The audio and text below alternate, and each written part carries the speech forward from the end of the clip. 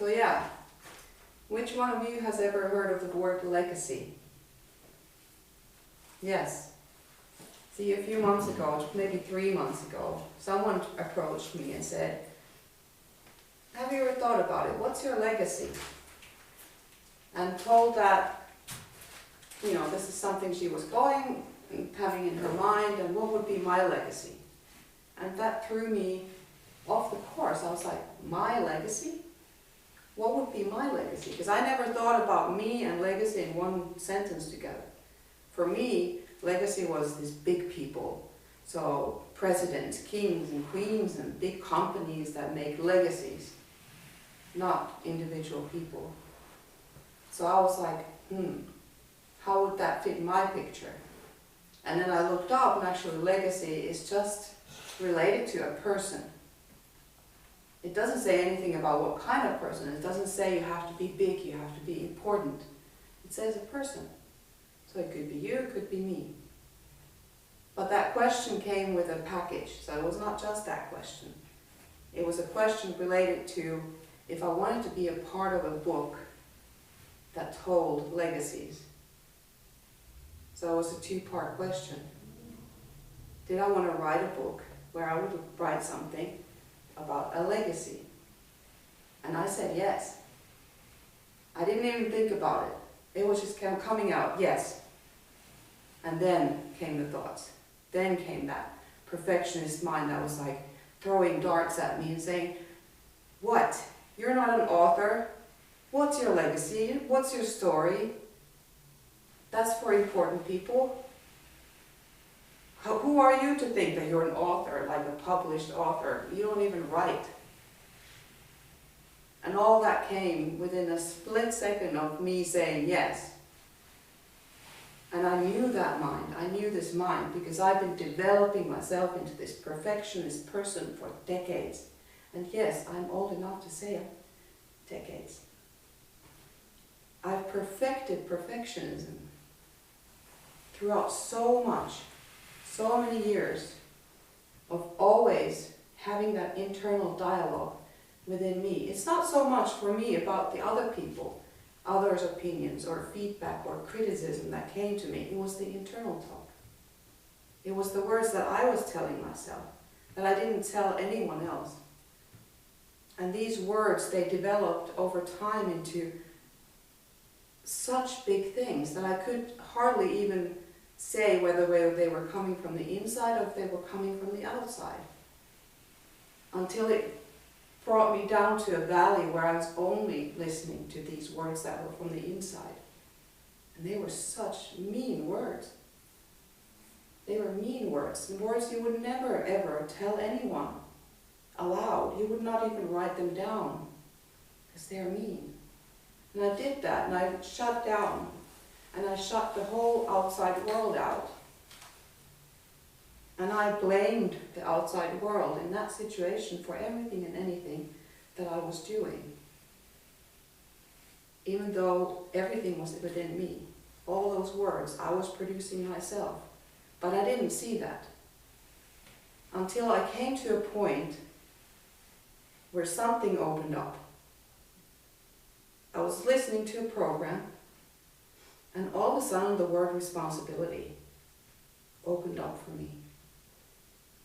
And at that point I saw that this responsibility, that one little word, meant I could choose. Now I had a choice. I could choose. Do I choose to listen to my words? Or do I choose to listen to others' words? What do I choose to be the truth? And once I realized that this was what was missing until now, that I had a choice. It wasn't given to me. Nobody was putting thoughts into my mind. That the opportunities opened up. I saw, okay, there's a way out of this valley. I don't have to be here.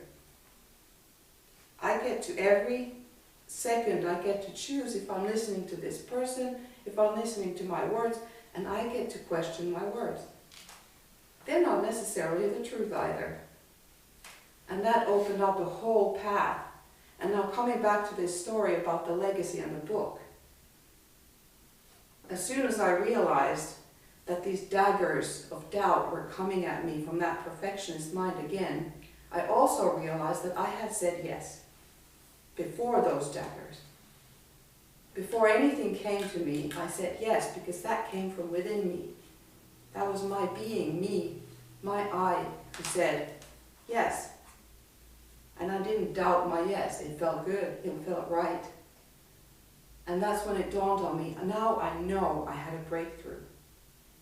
After coming up from that valley and going up and starting to make my own choices, they take responsibility, I had started to do a lot of work with myself.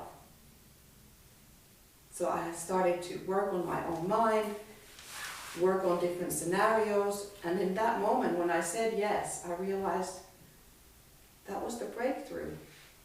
Because before that, I wouldn't have said yes. I would have said, let me think about it. And when I said, let me think about it, I would allow the daggers to come and hit me before I would give an answer. And the answer would probably be no. Because then I would believe the daggers that would say, oh, you're not an author. Who are you to write about legacy? You don't even like writing. Why would you write a book? But since I was able to say yes, I knew, okay, the insights were now anchored within me. And in those insights, I came up with some steps that had helped me come to that point. And the first one was awareness. Awareness that I have this mind, that I have a perfectionist mind. There's no right and wrong, there's no good and bad, it's just what it is. It's an awareness that I knew I have this. And then it evolved into, well, if I know I have it, the next one would be, well, I like to fight it. I don't want that mind, I want some other mind, so let's fight it off. I'm going to choose what I don't want, so which is the perfectionist mind, the self-critical, all that. Let's choose something else. But look, do you think that worked? It didn't work. It didn't work. Fighting off your own mind doesn't work. So, I moved on quite quickly after I noticed that fighting doesn't work, to just accepting it. Acceptance. Accepting the fact that yes, this is my mind for right now. That mind can change. It can become softer, but for right now, I do have a perfectionist mind. If I accept it, I can use it. And that allowed me to breathe. Just accepting my own mind and not judging it. Not judging it's bad. Not judging that my self-criticism is bad, because that just brings you to another whole spiral. But let's just letting it be and finding ways to move around and to include the good parts of that mind, the energy of that mind, to push me forward, to build something, to serve, to help myself become more joyful. And that was just a brilliant realization that I can accept it and I can use it. And what it gives at the end is freedom. It's freedom to be just who I am, with the perfectionist mind, with everything else that I have. Once I was aware, once I thought that fighting could work, it didn't. And once I accepted, and once I started to utilize and use it. So the freedom came, and look, that book was published yesterday. Yeah! Thank you so much. Ivano, thank you. That was it for now.